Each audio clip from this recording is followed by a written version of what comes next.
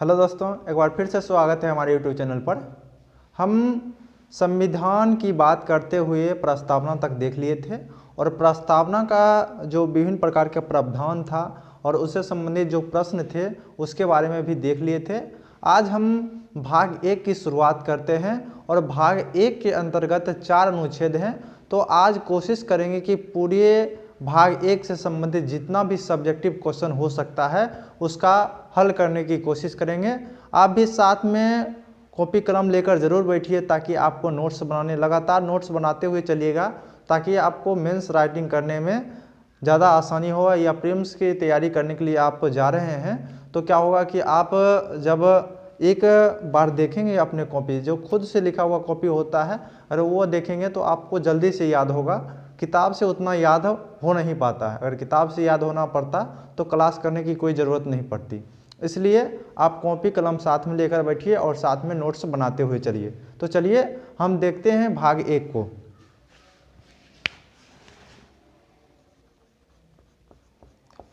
भाग 1 में जो वर्णन किया गया है वो गया है कि संघ तथा उसके राज्य क्षेत्र। हम प्रत्येक भाग के बारे में बता दिए थे, 1 से लेकर 22 तक के भागों के बारे में बता दिए थे। अब एक एक करके हम क्या करेंगे, प्रत्येक भाग के बारे में विस्तार रूप से चर्चा करेंगे। तो भाग 1 में 4 अनुच्छेद हैं, 1 से लेकर 4 तक। तो अनुच्छेद 1 पहले देखते हैं हम। अनुच्छेद 1 में जो वर्णन किया गया है कि इसमें 3 सब क्लॉज हैं। सब क्लॉज का अर्थ होता है कि अनुच्छेद के अंतर्गत बहुत सारे सब क्लॉज बनाए हुए रहता है, और कोई कोई ऐसा अनुच्छेद होता है जिसमें नहीं होता है, लेकिन अधिकतर अनुच्छेद में ऐसा पाया गया है कि उसके अंतर्गत उसके भावों को स्पष्ट करने के लिए सब टाइटल का निर्माण किया जाता है।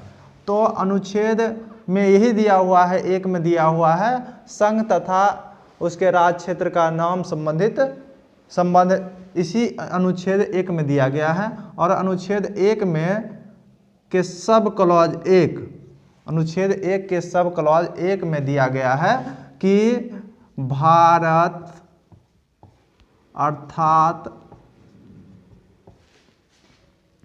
इंडिया राज्यों का संघ होगा।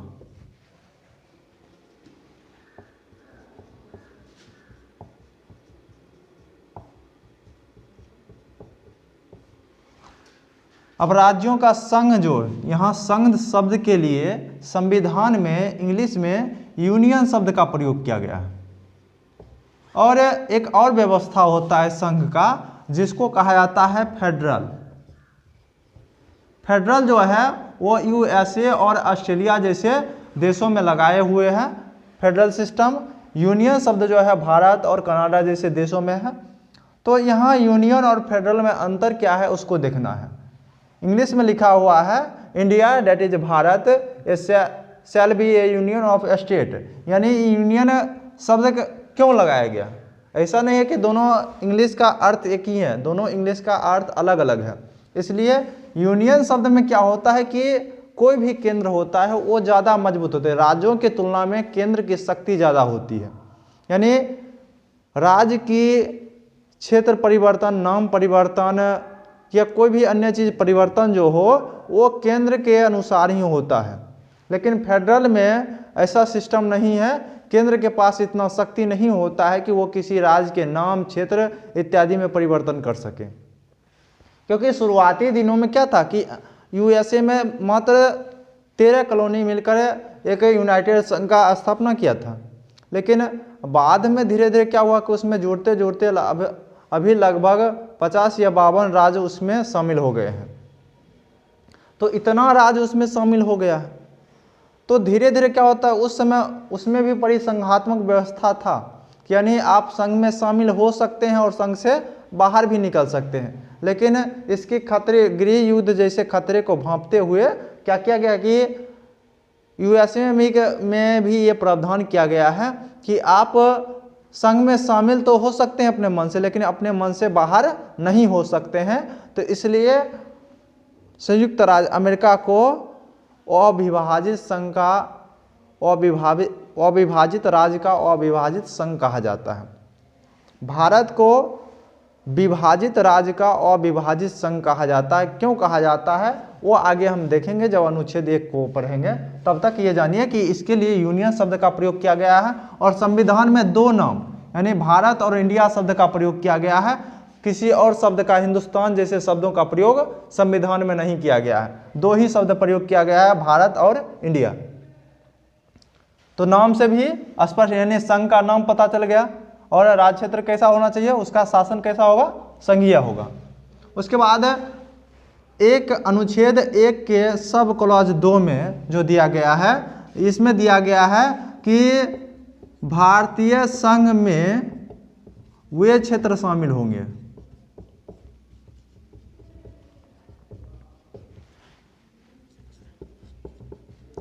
जो अनुसूची 1 में वर्णित है। अनुसूची 1 में वर्णित है। अब अनुसूची 1 के बारे में हम बताए थे, उसमें भी जो अनुसूची 1 है उसमें दिया गया है कि राज्यों के राज्य क्षेत्र के बारे में उसमें वर्णन किया गया है। और वर्णन करने के दौरान अनुसूची का निर्माण इसलिए किया गया है कि संविधान में बहुत सारा शब्द ऐसा है जिसका मीनिंग लगाना, मतलब कि एक विस्तार की जरूरत पड़ती है उसका वर्णन करने के लिए। तो इसके लिए अनुसूचियों का निर्माण किया गया है कि ताकि ज़्यादा शब्द उसमें लिखा जा सके। और अनुसूची 1 में दिया गया है कि इसमें जो चर्चा किया गया है कि राज्य का सीमा कितना दूर होगा, नाम क्या होगा, इस सब के बारे में अनुसूची 1 में वर्णित किया गया है। अनुसूची 1 का संबंध भी क्या है, संघ तथा उसके राज्य क्षेत्र से है। उसके बाद 1 के सब क्लॉज 3 में दिया गया है कि संघ के क्षेत्र। अब संघ के क्षेत्र में कौन कौन सा क्षेत्र शामिल होगा वो देखते हैं। तो संघ के क्षेत्र में 3 प्रकार के क्षेत्र शामिल हैं। एक तो है राज्य, दूसरा है केंद्र शासित प्रदेश, और तीसरा जो है वो है अर्जित क्षेत्र। ये 3 प्रकार के क्षेत्र हो सकते हैं। राज्य में सिंपल जैसे बिहार हो गया, उत्तर प्रदेश हो गया, महाराष्ट्र हो गया, तो ये इस प्रकार का राज्य इसमें शामिल है।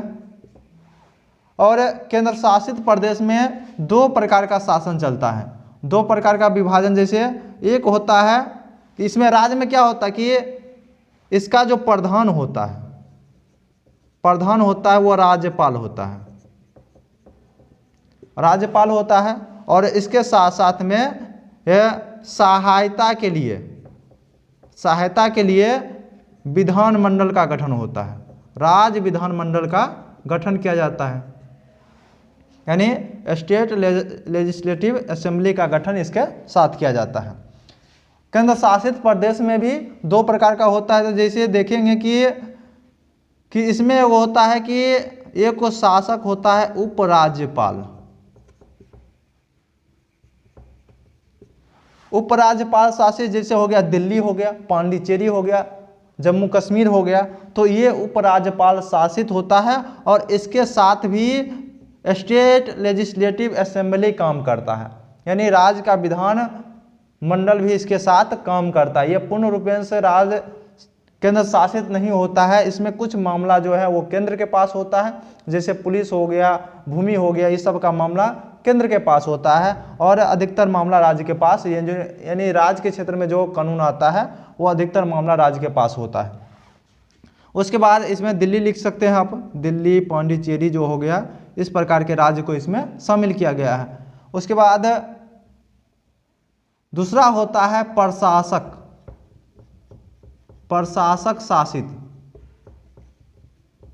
प्रशासक शासित में जैसे हो गया कि अधिकतर जितना भी कहें, जैसे चंडीगढ़ हो गया ना, उसके बाद लक्षद्वीप हो गया, अंडमान निकोबार द्वीप समूह हो गया, तो ये सभी जितना भी है इसमें प्रशासक की नियुक्ति की जाती है और इसका सीधे केंद्र के द्वारा विधि बनाया जाता है। केंद्र के द्वारा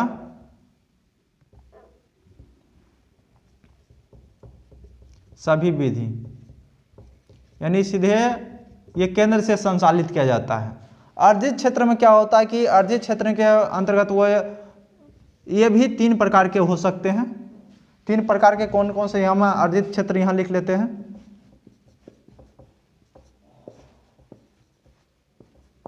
अर्जित क्षेत्र में 3 प्रकार के कौन कौन से हो सकते हैं। एक तो क्या कर सकते हैं कि हम विजय के द्वारा कर सकते हैं, विजय के द्वारा जीत सकते हैं। उसके बाद या तो हम दावा कर सकते हैं, किसी क्षेत्र पर दावा कर सकते हैं, या संधि के द्वारा। यह 3 प्रकार का हो सकता है। तो 3 प्रकार में विजय के द्वारा, जैसे हम गोवा को जीते थे, आपको याद होगा कि 1961 में हम गोवा, पुर्तगाल से गोवा को जीत लिए थे। उसके बाद दावा कर कोई नया द्वीप नज़र आ जाता है। जैसे क्या हुआ था कि कुछ समय पहले एक बंगाल की खाड़ी में एक द्वीप नज़र आया था जिसको न्यू फाउंडेशन ऐसे करके द्वीप माना गया था उसको। उस द्वीप पर बांग्लादेश और इंडिया दोनों ने क्या किया कि दावा कर दिया। इंडिया कह रहा था मेरा होना चाहिए, बांग्लादेश कह रहा था मेरा होना चाहिए। दोनों का मामला यूएन में गया। जब तक यूएन से कोई रिपोर्ट आता उससे पहले ही द्वीप ही गायब हो गया। और जैसे भारत ने क्या किया है कि दक्षिणी ध्रुव के पास रिसर्च के लिए गंगोत्री नामक एक जगह बनाया है, वो दावा किया है और उसमें अधिकार भी भारत को मिल गया है। तो दावा करके भी क्या किया जा सकता है कि किसी भी क्षेत्र को हासिल किया जा सकता है। यानी जैसे हो गया गंगोत्री नाम से एक जगह बनाया गया दक्षिणी ध्रुव के पास। उसके बाद संधि के द्वारा भी, जैसे पांडिचेरी को हमने क्या किया था कि फ्रांस से संधि के द्वारा लिए थे ना। सिक्किम की बात किया जाए तो ये सभी संधि के द्वारा अर्जित राज्य हैं। तो अर्जित राज्य का ये परिभाषा हो गया। तो आशा है कि आप अनुच्छेद 1 को पूरी तरीके से समझ गए होंगे। अब इसको साफ करने के बाद हम देखते हैं अनुच्छेद 2 को। तो चलिए अब हम देखते हैं अनुच्छेद 2 को। अनुच्छेद संख्या 2, इसमें दिया गया है कि नए राज्यों का प्रवेश या स्थापना। नए राज्य, आपको 3 में भी नए राज्य बनाने की बात किया जाता है, इसमें भी दिया गया है। लेकिन ये जो नए राज्य हैं, ये नए राज्य अर्जित राज्य की बात किया जा रहा है। यानी इसमें लिख सकते हैं अर्जित राज्य, यानी जो पहले से ही भारतीय संघ में शामिल ना हो, ये ऐसे राज्य की बात इसमें किया जा रहा है। और इसमें लिखा हुआ है कि संसद विधि बनाकर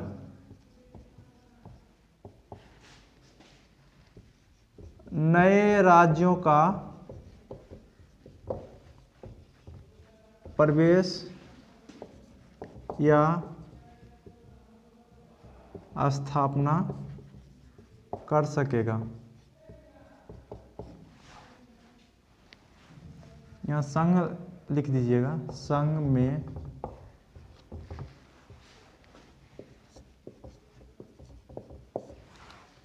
तो इतना चीज इसमें लिखा हुआ है। साथ में ये भी लिखा हुआ है कि जो पहले से ही भारतीय संघ में शामिल ना हो, इसके बारे में बातचीत इसमें किया जा रहा है। तो यहाँ आप अर्जित राज्य से भी ये समझ सकते हैं कि या तो आप आगे लिख भी सकते हैं जो पहले से भारतीय संघ में शामिल ना हो।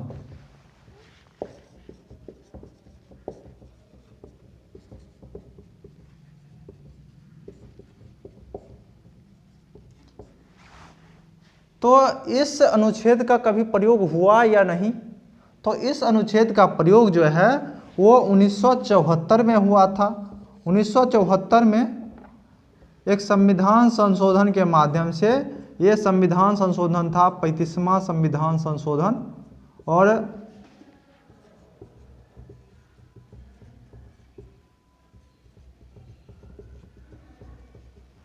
35वां संविधान संशोधन के माध्यम से इसमें क्या हुआ कि एक सब क्लॉज जोड़ा गया और सब क्लॉज ऐसे 2A लिखा गया। अगर बड़ी ए लिखा हुआ है तो आप ऐसा समझिएगा कि वो संविधान संशोधन के माध्यम से ही उसमें जोड़ा गया है। जहाँ जहाँ ABCD का कैपिटल अक्षर का प्रयोग किया गया है वहाँ समझिएगा सीधे क्या है कि ये जो है वो संशोधन के माध्यम से इसमें लगाया गया है। तो सब क्लॉज एक में क्या जोड़ा गया कि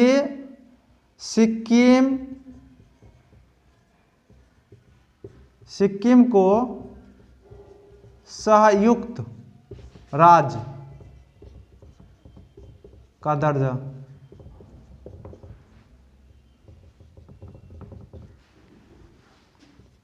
अब संयुक्त राज्य मतलब क्या कि इसके साथ भी एक राज्य है और यहाँ जो भारतीय राज्य के साथ दर्शाया गया कि ये जो है राज्य वो भारतीय संघ के साथ में है और यहाँ जो राज्य है इस राज्य का अर्थ जो है वो राष्ट्र से लगाया जाता है, क्योंकि सिक्किम जो था वो पहले एक राष्ट्र था और वहाँ चोग्याल वंश का शासन था। लेकिन जब ब्रिटिश से आज़ादी मिली, वहाँ भी आज़ादी मिल गई, तो क्या हुआ कि वहाँ के जनता लोकतंत्र के पक्ष में जाना चाहते थे, लेकिन वहाँ के शासक जो हैं वो उनको लोकतंत्र के पक्ष में आने के लिए मना कर रहे थे। विभिन्न प्रकार का विरोध भी शासकों के द्वारा किया जा रहा था, लेकिन जनता ने भारतीय सरकार की ये पत्र भेजकर ये कहने की कोशिश की कि हमें भी इस संघ में शामिल कर लिया जाए। तो जब ऐसी बात आई तो उस समय इंदिरा गांधी की सरकार जो थी वो बहुत ज़्यादा मजबूत थी और अमेरिका, बहुत सारे ऐसे बड़े देश हैं जिनके कहने के बावजूद, मना करने के बावजूद भी उन्होंने 1971 में पाकिस्तान के साथ युद्ध में बांग्लादेश जैसे नवीन राष्ट्रों का आज़ादी करने में महत्वपूर्ण योगदान दिया था। बांग्लादेश क्या हुआ था कि 1971 के चुनाव में पश्चिमी पाकिस्तान और पूर्वी पाकिस्तान जो अभी वर्तमान का बांग्लादेश है वहाँ चुनाव हुआ था और चुनाव के माध्यम से जो पूर्वी पाकिस्तान का जो प्रतिनिधि था वो तो जीत गया था, लेकिन ऐसा नहीं चाहता था पश्चिमी पाकिस्तान का प्रतिनिधि कि ये शासक बने, यहाँ के प्रधानमंत्री बने। इसलिए उन्होंने क्या किया कि शेख मुजीबुर रहमान नाम का एक व्यक्ति था उसको हटाकर खुद शासन करने की कोशिश की, जिसके चलते जनताओं में विद्रोह फूट पड़ा, क्योंकि पहले से ही इन दोनों में विभेद किया जा रहा था। और वहाँ एक सेना तैयार की गई, यानी नागरिक लोग खुद सेना बन के उसमें भाग लिए और जिसका सहायता भारतीय सरकार के द्वारा किया गया और अंततः जो बांग्लादेश का निर्माण 1971 में संभव हो पाया। तो बांग्लादेश का निर्माण हुआ था। तो उस समय क्या था कि इंदिरा गांधी सरकार बहुत ज़्यादा पावर में थी, तो इसलिए ऐसा कहा गया कि यही हमारी मदद कर सकती है, तो ऐसा भेजा गया। और साथ में क्या हुआ कि चोग्याल वंश के शासक से बात किया गया, लेकिन तब पर भी उस शासक उतना संतुष्ट नहीं कर पाया। लेकिन उनको डर था कि अगर इंदिरा गांधी गुस्सा आ जाएंगे तो क्या होगा कि जब पाकिस्तान जैसे बड़े सेना उसका कुछ नहीं कर पाया तो सिक्किम तो एक छोटा सा राज्य है, वो क्या कर पाएगा भारतीय सेना के सामने में। तो इसलिए उन्होंने भारतीय संघ में शामिल होना ही बेहतर समझा। अभी भी आप सिक्किम जाइएगा तो वो आपको बोलेगा कि वो भारत से आया है, आप दूसरे क्षेत्र से जा रहे हैं तो आपको देखकर बोलेगा वो भारत से आया है। ऐसा अभी भी भावना बना हुआ है। वो हमें अभी भी दूसरे देश ही समझता है, लेकिन वो हमारा राज्य है और उसका कुछ विशेष प्रावधान उसके लिए भी किया गया है। तो ये संयुक्त राज्य का दर्जा दिया गया और साथ में ही इसके अगले वर्ष ही 36वां संविधान संशोधन के माध्यम से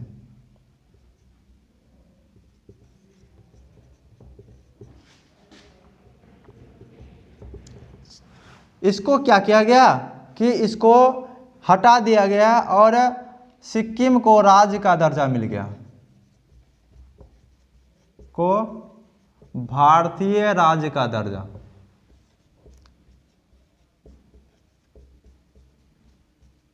ये राज्य का अर्थ यहाँ प्रांत हो गया। हम पहले भी कुछ अर्थ में समझाए होंगे, अगर पहला वीडियो आप देखे होंगे तो उसमें हम राज्य का अर्थ बताए हैं कि राज्य का अर्थ क्या होता है। और जब अनुच्छेद 12 पढ़ेंगे तो उसमें भी हम देखेंगे कि राज्य का अर्थ क्या होता है संविधान के संदर्भ में, वो भी देखना है। लोकतंत्र के संबंध में भी देख लिए थे।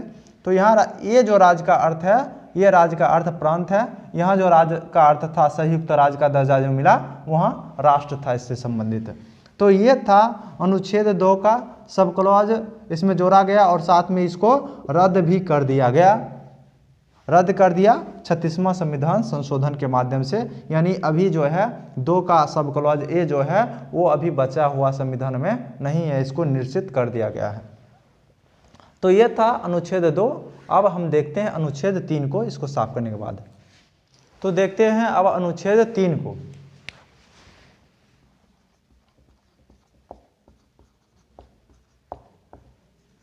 इसमें लिखा गया है कि नए राज्यों का निर्माण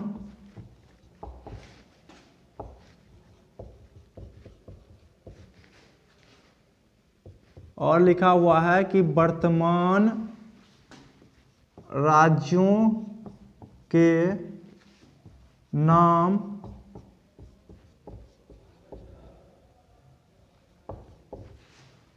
सीमा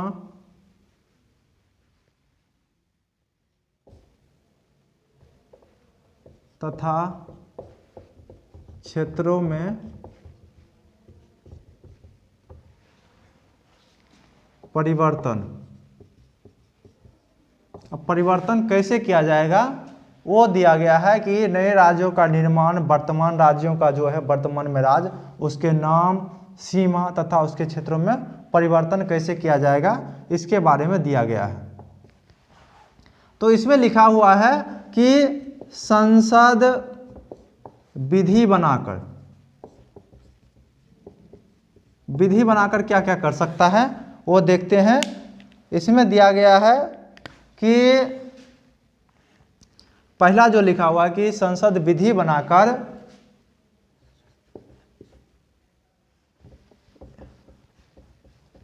एक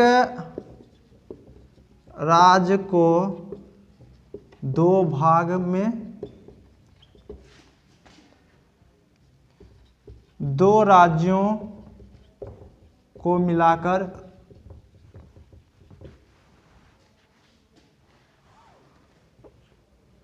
दो अलग अलग राज्य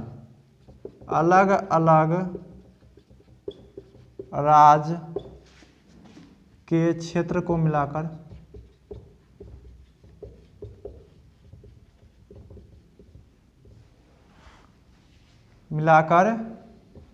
नए राज्यों का निर्माण कर सकता है।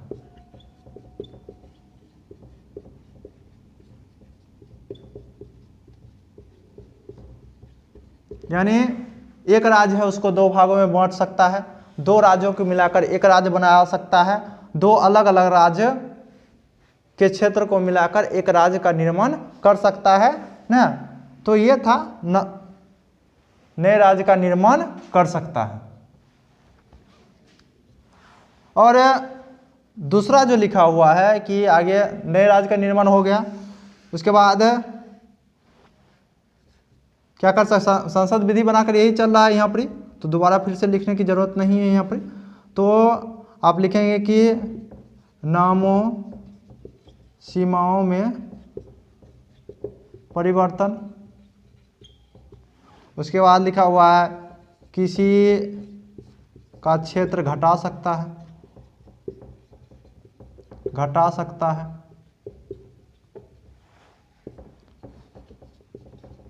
किसी राज्य का क्षेत्र बढ़ा सकता है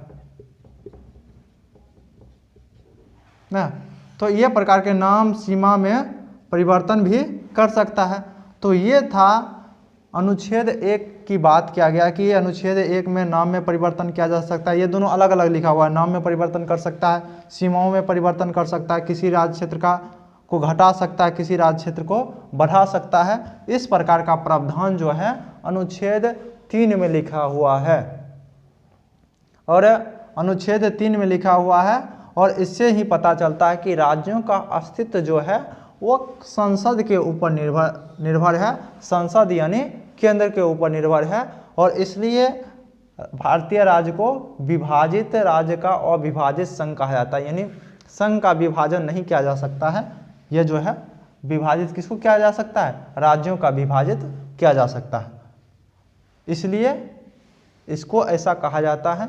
हम देखेंगे इसके लिए प्रश्न जो बनेगा कि भारत को विभाजित राज्यों का अविभाजित संघ कहा जाता है, तर्कपूर्ण टिप्पणी करें नहीं या तर्कपूर्ण उत्तर दीजिए लेकर।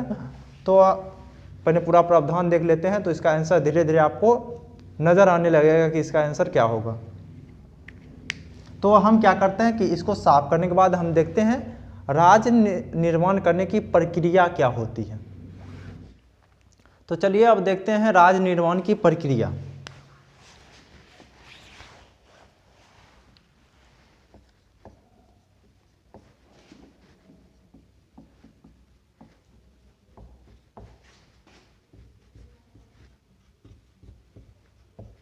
तो राज्य निर्माण की प्रक्रिया क्या क्या हो सकती है। तो इसके लिए शुरू में तो ये ऐसा प्रावधान उतना था नहीं, लेकिन क्या हुआ कि जब निर्माण करने की बात आई, क्योंकि बहुत सारा जब हम राज्य पुनर्गठन पढ़ेंगे इसके साथ ही पढ़ना है कि जब क्या हुआ कि आंध्र प्रदेश का गठन हुआ एक भाषाई राज्य के तौर पर, तो धीरे धीरे अन्य क्षेत्र में भी इसका मांग उठने लगा, और जिसके कारण ऐसा संशोधन करना पड़ा कि राज्य निर्माण की प्रक्रिया क्या क्या हो सकती है। तो राज्य निर्माण की प्रक्रिया में दो संविधान संशोधन बहुत महत्वपूर्ण है। पहला है 5वां संविधान संशोधन,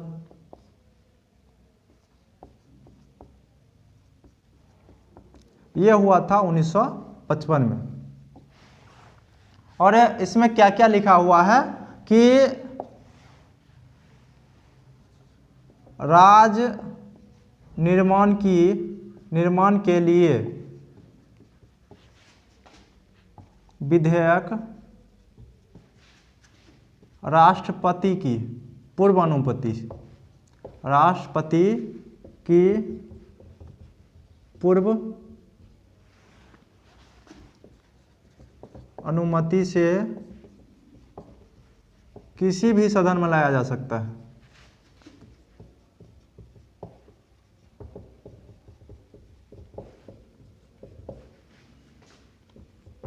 यानी इसके लिए कोई विशेष सदन यानी लोकसभा, यानी संघ के किसी भी सदन में यानी लोकसभा या राज्यसभा में लाया जा सकता है, और इसके लिए राष्ट्रपति की पूर्व अनुमति होना जरूरी है।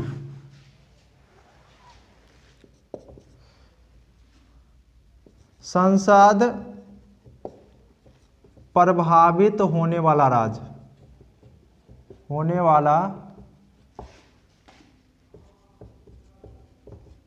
राज्यों को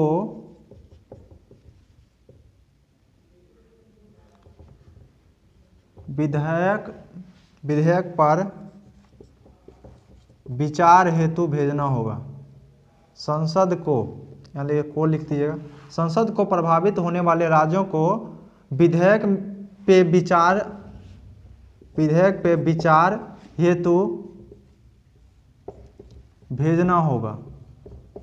यानी जो राज्य प्रभावित हो रहे हैं उसके लिए आपको क्या होगा कि उस विधेयक को क्या करना है कि उसके पास भेजना जरूरी होगा, और भेजिएगा। और साथ में ये भी लिखा हुआ है कि प्रभावित होने वाले राज्य का विचार मानना बाध्यकारी नहीं है। विचार मानना बाध्यकारी नहीं है।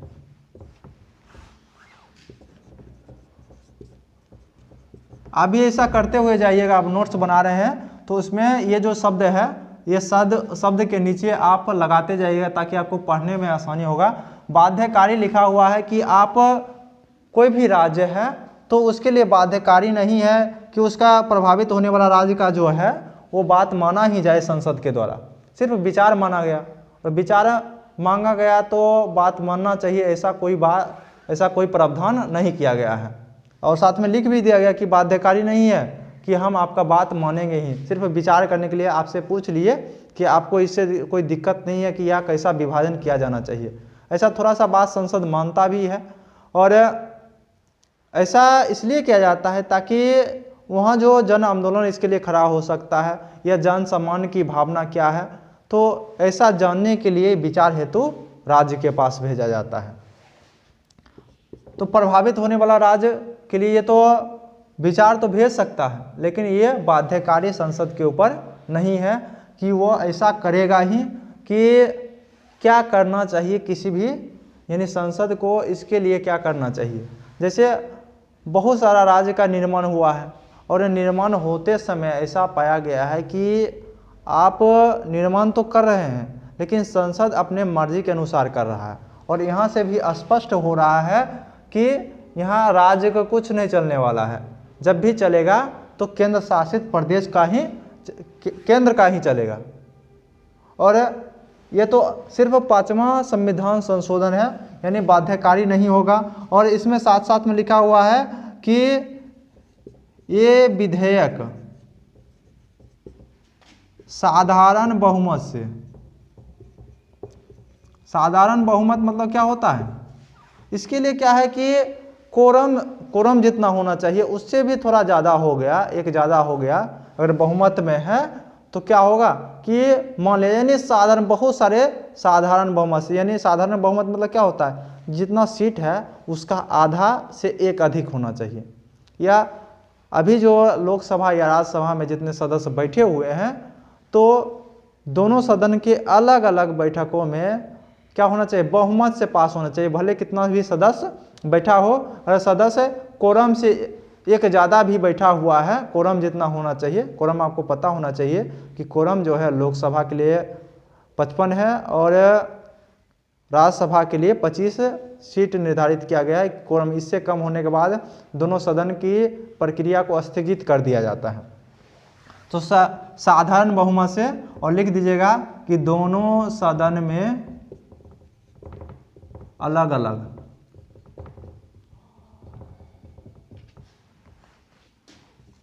से पास किया जा सकता है।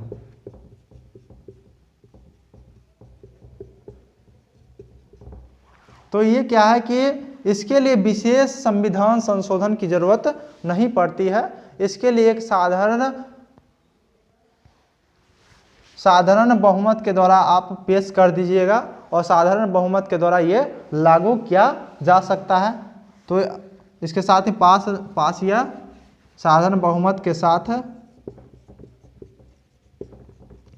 लागू किया जा सकता है। तो इसके लिए क्या है कि विशेष प्रक्रिया अपनाने की जरूरत नहीं पड़ती है। इसके साथ ही एक 18वां संविधान संशोधन है। ये जो हुआ था 18वां संविधान संशोधन, ये हुआ था 1966 में, जब पंजाब राज्य से क्या हो रहा था कि हरियाणा राज्य को अलग किया जा रहा था। तो उस समय क्या हो रहा था कि एक केंद्र शासित प्रदेश यानी चंडीगढ़ बना था, क्योंकि वो दोनों लड़ाई कर रहा था।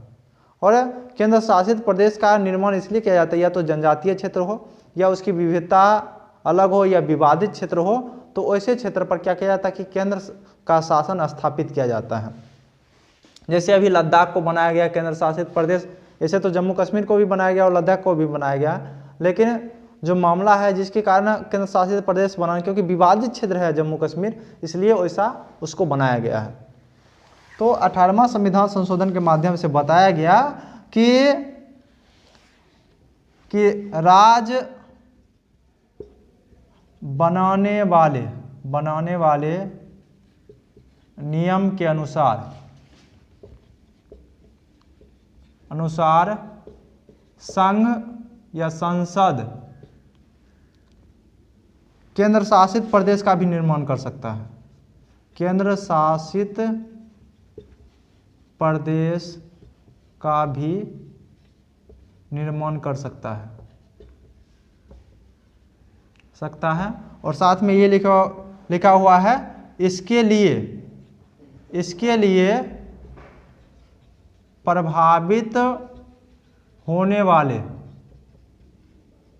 वाले केंद्र शासित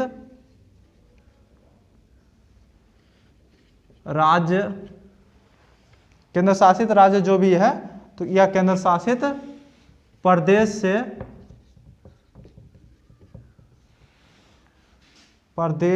होने वाले केंद्र शासित प्रदेश को विचार हेतु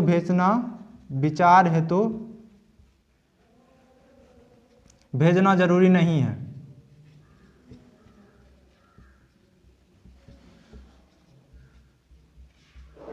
यानी अगर केंद्र शासित प्रदेश अगर प्रभावित हो रहा है, नए राज्य का निर्माण या नए केंद्र शासित प्रदेश का निर्माण होने में अगर केंद्र शासित प्रदेश प्रभावित हो रहा है, तो इसके लिए उसके पास विचार हेतु भेजना जरूरी नहीं है, केंद्र इसके लिए खुद कर लेगा।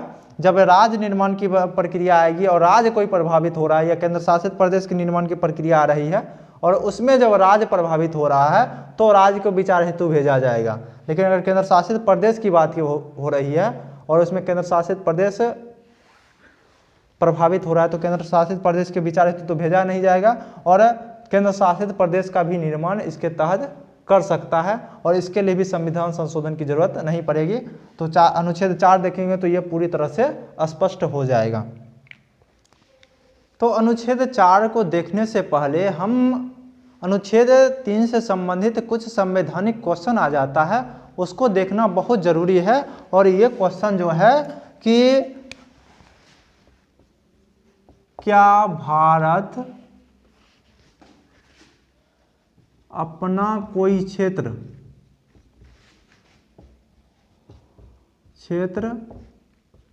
किसी अन्य देश को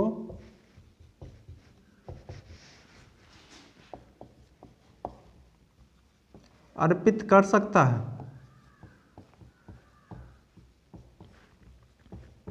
ये क्वेश्चन आ जाता है। और ये क्वेश्चन कब आया? क्योंकि ये अनुच्छेद 3 से संबंधित है, इसलिए इस क्वेश्चन पर अभी विचार करना बहुत ज़्यादा जरूरी है। और लगभग 2000 के दशक में ये प्रश्न पूछा भी गया है यूपीएससी में। और इससे संबंधित प्रश्न जो है सबसे पहले 1958 में उठ खड़ा हुआ, जब सरकार को बेरुबारी जो एक जगह है पश्चिम बंगाल में, और बेरुबारी संघ को क्या करना था कि उस समय के पूर्वी पाकिस्तान को देना था और उसका कुछ भाग यानी कुछ बिहार के कुछ भाग का अदला बदली करना है भारत सरकार और पाकिस्तान सरकार के साथ, क्योंकि उस समय बांग्लादेश जो था वो भी पाकिस्तान का ही भाग था, जिसको हम प्रस्तावना में चर्चा कर चुके थे। तो प्रस्तावना में हम प्रस्तावना की दृष्टि से चर्चा किए थे, लेकिन अभी जो है हम अनुच्छेद 3 के दृष्टि से इसकी चर्चा कर रहे हैं।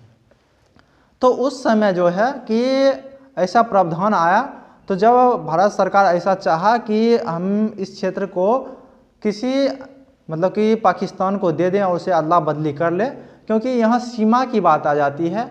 और उस समय जो सीमा का निर्धारण किया गया था वो कोई सीमा का निर्धारण वैज्ञानिक रूप से नहीं किया गया है, इधर इधर गाड़ी चल रही है तो इसी प्रकार सीमा का निर्धारण किया जा रहा था। और जिसके कारण अगर आप ऐसे ही घर में रह रहे हैं और उसमें क्या हो रहा है कि आपका क्या हुआ कि एक परिवार चला गया कि दूसरे राष्ट्र में चला गया और एक परिवार दूसरे राष्ट्र में चला गया, तो वह भी गड़बड़ी होती है। और सीमा जो होता है कोई वैज्ञानिक नहीं था उस समय, और प्राय ऐसे ऐसे करके था सीमा।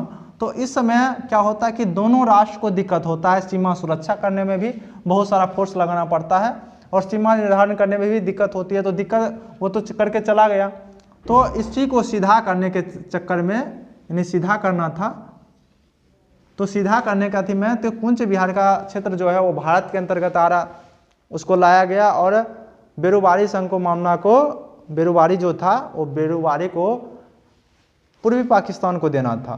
तो जब ये मामला आया तो सरकार जब देना चाहे तो इसके लिए इसके विरोध में एक जन आंदोलन खड़ा हो गया। और इसकी भयावह स्थिति को देखते हुए राष्ट्रपति के द्वारा, यानी सरकार ने राष्ट्रपति के माध्यम से क्या किया कि उच्चतम न्यायालय को ऐसा प्रावधान पूछवाया गया कि क्या सरकार ऐसा कर सकती है तो आपको एक अनुच्छेद अच्छी तरह से पता होगा, अनुच्छेद 143। तो इसके तहत क्या होता कि राष्ट्रपति संवैधानिक से संबंध में कोई भी सलाह जो है वो सुप्रीम कोर्ट से ले सकता है, और उसकी सलाह को मानना जो है, यानी सुप्रीम कोर्ट का सलाह को मानना सरकार के लिए बाध्यकारी नहीं है, और पूछने पर सुप्रीम कोर्ट जवाब दे ही, ऐसा भी सुप्रीम कोर्ट पर बाध्यकारी नहीं है। लेकिन प्रायः क्या होता है कि सरकार पूछता है तो सुप्रीम कोर्ट जवाब देती है लेकर, और सुप्रीम कोर्ट जवाब देती है तो उसके अनुसार सरकार काम करने की कोशिश करती है। तो प्रायः ये जो परंपरागत चला आया है उसी प्रकार परंपरागत चलता भी है। तो देखते हैं कि क्या क्या प्रश्न पूछा गया था उस समय सरकार का। तो उसमें सरकार का प्रश्न जो था कि कोई भी क्षेत्र दूसरे देश को देने के लिए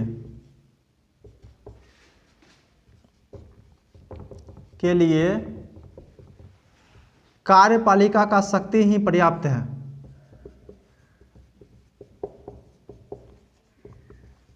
शक्ति ही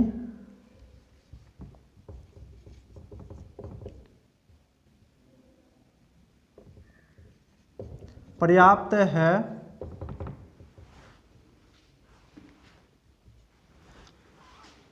या इसके लिए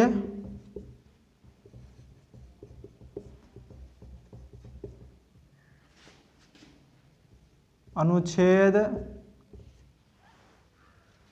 368 के तहत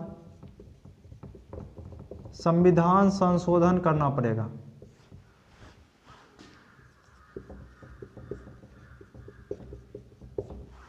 नहीं, इससे पहले लिखा हुआ था कि इसके लिए कोई विधायी प्रक्रिया अपनाई जाए।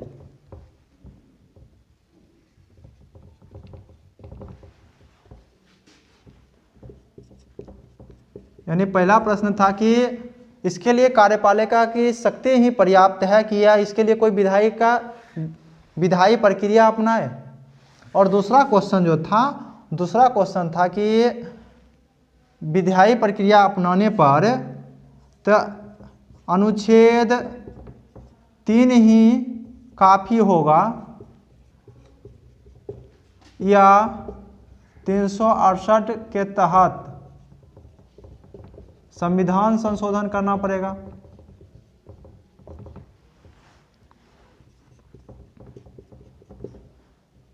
या अनुच्छेद 3 तथा 368 तथा 3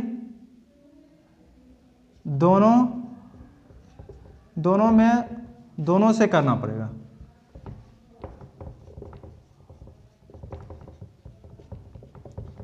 यानी ये इस प्रकार का क्वेश्चन केंद्र सरकार के द्वारा सुप्रीम कोर्ट से पूछा गया कि इसके लिए कार्यपालिका की शक्ति ही पर्याप्त है या इसके लिए कोई विधायी प्रक्रिया अपनाया जाना चाहिए, और विधायी प्रक्रिया अगर अपनाया जाना चाहिए तो इसके लिए संविधान संशोधन करना पड़ेगा।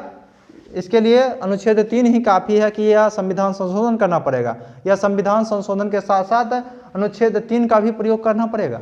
तो इस प्रकार का क्वेश्चन जो है वो न्यायपालिका से पूछा गया, और न्यायपालिका का क्या जवाब था इसको साफ हम करते हैं क्योंकि ज़्यादा अति हो गया है। इसको साफ करने के बाद न्यायपालिका का जवाब हम सुनते हैं कि न्यायपालिका ने इसके संबंध में क्या कहा।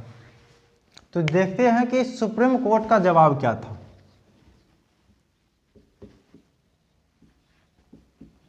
यानी इसके लिए उत्तर क्या क्या दिया सुप्रीम कोर्ट ने। पहला कहा कि संसद चाहे तो चाहे तो 368 के द्वारा संविधान संशोधन करके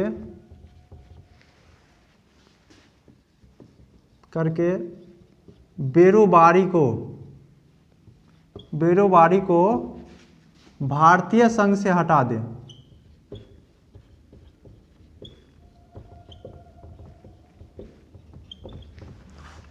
सरकार क्या कर सकता है कि अनुच्छेद 368 के माध्यम से संशोधन करके बेरोजगारी को क्या करे कि भारतीय संघ से हटा दे, या कहा कि अनुच्छेद 3 में संशोधन करके लिख दे कि इसके द्वारा, इसके तहत कोई भी भाग विदेश को यानी दूसरे देश को अर्पित कर सकते हैं, अर्पित किया जा सकता है।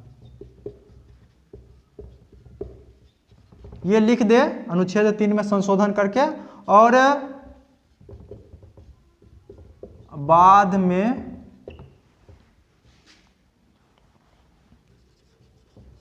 अनुच्छेद 3 के माध्यम से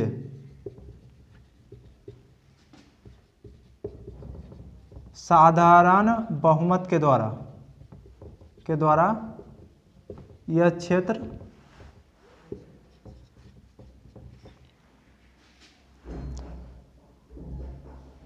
दूसरे देश को अर्पित कर सकते हैं।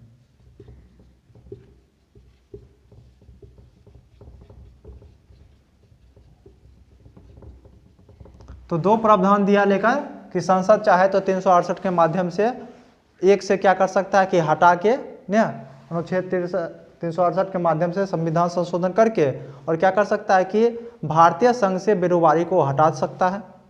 ये प्रावधान हो गया।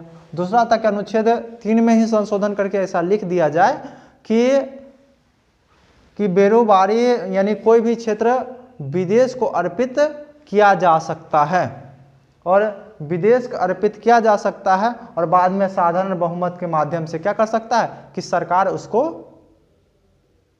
साधारण बहुमत के माध्यम से वो अर्पित उसको कर सकता है। तो केंद्र सरकार ने उसकी बात मानी भी, और 9वां संविधान संशोधन के माध्यम से बेरोजगारी जो जगह है उसको बेरोजगारी पाकिस्तान को दे दिया गया,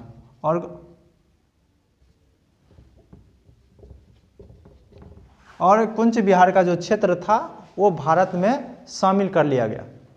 तो इसका मतलब ये नहीं हुआ कि कोई भी भारत जो है अपना क्षेत्र जो है वो दूसरे देश को नहीं दे सकता है। कोई भी संप्रभु देश होता है वो क्या कर सकता है कि अपना क्षेत्र जो है, क्योंकि संप्रभु का अर्थ ही होता है कि वो अपना क्षेत्र, अपना आंतरिक मामला हो या बाह्य मामला हो, वो अब खुद देखेगा। तो संप्रभु राष्ट्र भारत भी है, इसलिए वो अपना आंतरिक मामला हो या बाह्य मामला हो ये करने के लिए खुद पे उत्तरदायी है, और इसलिए वो ऐसा कर भी सकता है, और कर सकता है तो वो अपना क्षेत्र दान भी कर सकता है और किसी से ले भी सकता है, क्योंकि वो संप्रभु है। उससे किसी को पूछने की ज़रूरत नहीं है कि हम ये चीज़ दे या नहीं दे। लेकिन एक संवैधानिक प्रश्न था, इसी के तहत ये ऐसा पूछा गया। अगर आप अनुच्छेद 4 भी इसके साथ देख लेते हैं तो अनुच्छेद 4 में लिखा हुआ है कि अनुच्छेद 2 तथा अनुच्छेद 3 के तहत किया गया कार्रवाई संविधान संशोधन नहीं माना जाएगा।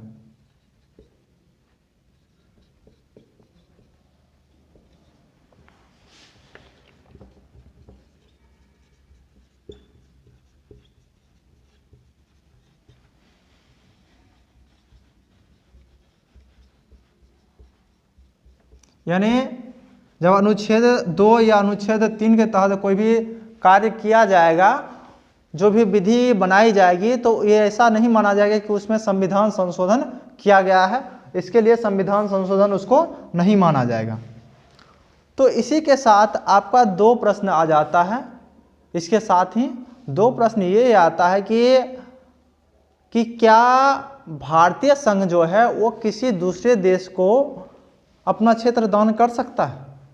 इसके लिए अपनाई गई प्रक्रिया के बारे में लिखें। तो जब ऐसा प्रश्न आएगा तो आप क्या कीजिएगा, सबसे पहले तो 5वां संविधान संशोधन के माध्यम से बताने की कोशिश कीजिएगा कि ये क्या कर सकता है कि कोई भी नए राज्य का निर्माण कर सकता है। दूसरा अनुच्छेद का थोड़ा सा चर्चा करने लेना है, लेकिन साथ में क्या करना है कि ये जो है, जब ये जो मामला आया था बेरुवारी संघ का मामला, इसमें जो सुप्रीम कोर्ट का जवाब था, इसको कोड करते हुए आप इस प्रश्न का आसानी से आंसर दे पाइएगा। हम पहले भी बताए हैं कि जब क्या होगा कि आंसर लिखने में ज़्यादा कठिनाई हो और ऐसा लगे कि उसके लिए उसके विचार पर कोई सुप्रीम कोर्ट का कोई बात कहा गया, तो आप सुप्रीम कोर्ट का कोट करके क्या कर सकते हैं कि आप उसका आंसर दे सकते हैं। सही है या गलत वो परीक्षक और सुप्रीम कोर्ट का मामला है, आप उस दोनों से बीच से हट जाइएगा, क्योंकि परीक्षक भी सुप्रीम कोर्ट के मामला को गलत नहीं ठहरा सकता। तो इसलिए ये सुप्रीम कोर्ट का मामला है, इसलिए हम इसकी चर्चा किए और सुप्रीम कोर्ट के द्वारा ऐसा कहा गया।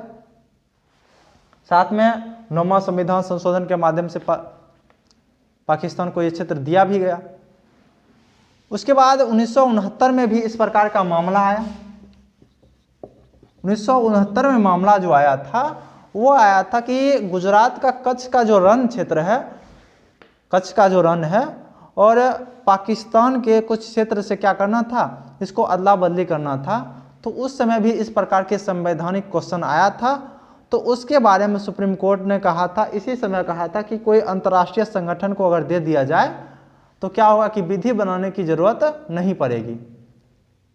तो सरकार भी ऐसा चाहती थी और सुप्रीम कोर्ट ने भी ऐसा करने से मना नहीं किया।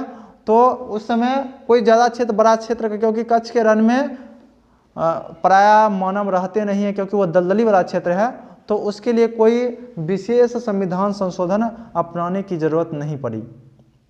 तो इसके बारे में 1969 के बारे में भी कोड करके आप लिख सकते हैं कि कोई भी क्षेत्र, क्योंकि संप्रभु राष्ट्र है, तो संप्रभु राष्ट्र के लिए तो ये जरूरी है।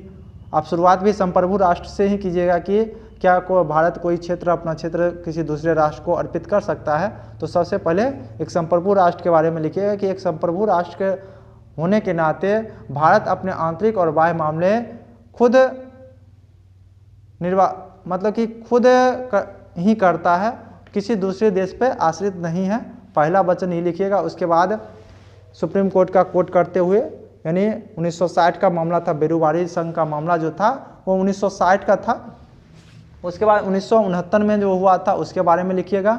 उसके बाद इधर 2015 में भी क्या हुआ है कि पाकिस्तान यानी बांग्लादेश और भारत के साथ कुछ क्षेत्र आदान प्रदान किए गए हैं, उसके बारे में भी आप कोट कर सकते हैं।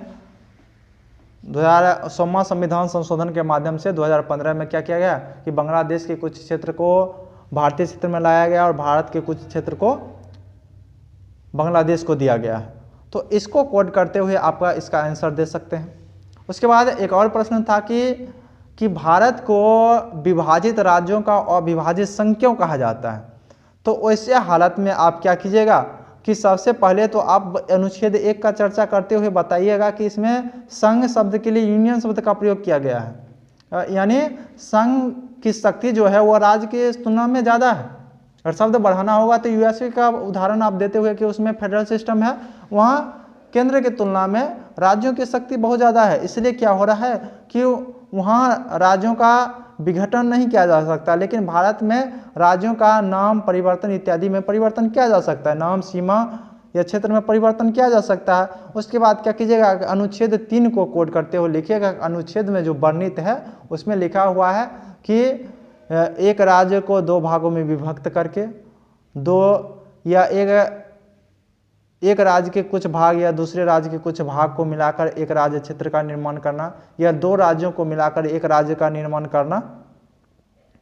उसके बाद इसके संसद के द्वारा विधि बना के नामों में परिवर्तन किया जा सकता है, सीमाओं में परिवर्तन किया जा सकता है, किसी के क्षेत्र को बढ़ा सकता है, किसी के क्षेत्र को घटा सकता है। उसके बाद अनुच्छेद 5 और अनुच्छेद संविधान संशोधन 5 और संविधान संशोधन 18 के बारे में बातचीत करते हुए बताइएगा कि इसके लिए ये प्रक्रिया अपनाई जाती है, और इसी के साथ आप आंसर को ख़त्म कर दीजिएगा। या आपको से ये भी सीधा प्रश्न पूछा जा सकता है कि राज उसके साथ, क्योंकि ये सब छोटा छोटा प्रश्न बन रहा है तो इसे जोड़ के ही प्रश्न पूछेगा, राज निर्माण के प्रक्रिया के बारे में बताइए। तो राज निर्माण की प्रक्रिया के बारे में जैसे ही पूछेगा तो आप क्या कीजिएगा कि शुरू में जो आपको कोडिंग करना है कि शुरू में भारत के बारे में बताते कि संप्रभु राष्ट्र की राज निर्माण की प्रक्रिया भारत के संप्रभु होने के नाते किसी भी और संघ होने यूनियन होने के कारण भारत क्या कर रहा है कि किसी भी राष्ट्र के राज्य का निर्माण कर सकता है, उसकी सीमाओं में परिवर्तन कर सकता है या क्षेत्रों में परिवर्तन कर सकता है। पहला शुरू में तो ये लिखिएगा। उसके बाद संविधान संशोधन 5 और संविधान संशोधन 18 का कोड करते हुए आप इसका उत्तर आसानी से दे सकते हैं। तो हमें लगता है कि भाग 1 से संबंधित जितना क्वेश्चन था वो लगभग आप हल कर सकते हैं। और इसी के साथ आता है राज्य पुनर्गठन आयोग का निर्माण जो किया गया था वो किस लिए किया गया था उसके बारे में बातचीत करते हैं।